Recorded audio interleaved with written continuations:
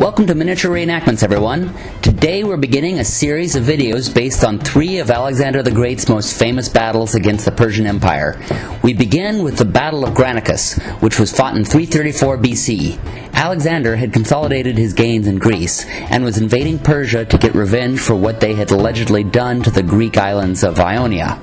They met at a crossing along the Granicus River, which separated the two armies. The Persians were set up along the river in a strong defensive position.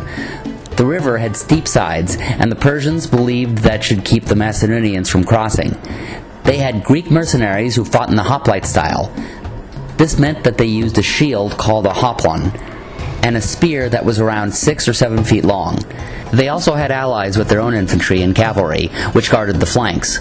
Some of their heavy cavalry was set up in a swamp along their left flank. In their front, they had skirmishers ready to fire across the river, and at anyone who tried to cross. Their strength was in their position. Their weakness was in the morale of their troops. Their army was made up mostly of conscripts who would run if pushed hard enough, and they were commanded by General Memnon of Rhodes, who was Greek and had much to lose personally if he was defeated. The Macedonians, meanwhile, were mostly ethnic Macedonians, and more willing to fight for their country. The middle was made up of phalanxes who carried spears approximately 16 to 18 feet long, with hypaspes on their flank. Hypaspes were like phalanxes, except that they had shorter spears, and were able to fight faster and over rough terrain. On the side they had javelin men, which included Agranians, who were highly regarded as great fighters. On their left flank they had Greek cavalry under General Parmenio. Parmenio was a brilliant general, but Alexander later wrote that he was incompetent. The reason for this was mostly because Alexander later had him executed and felt the need to paint him in a bad light. And finally, on the right flank of the Macedonians was Alexander with his elite companion cavalry, as well as Greek cavalry. In the early stages of the battle, the Macedonian infantry moved up to the river where the skirmishers traded shots. The Persians did not react, believing the Granicus River would keep the invaders at bay. What they did not expect, however, was that Alexander was maneuvering the cavalry that he was riding with around the Persian left flank.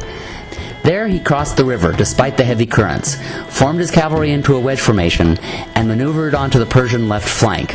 The Persians turned their cavalry to meet him. They were slowed by the swamp that some of their cavalry was in, and the infantry did not react at all. They were still waiting for the Macedonian infantry to attempt a crossing, and were holding them at bay. After the Persian cavalry moved off the main line, some of the Macedonian Greek cavalry that had not gone over with Alexander crossed over, coming up close to the infantry and trapping the Persian cavalry between their own cavalry. Caught between Macedonian cavalry to their front and rear, the Persian cavalry was chewed up. Seeing this, and realizing Alexander had flanked their position, the infantry fled, allowing the Macedonian infantry to cross the river.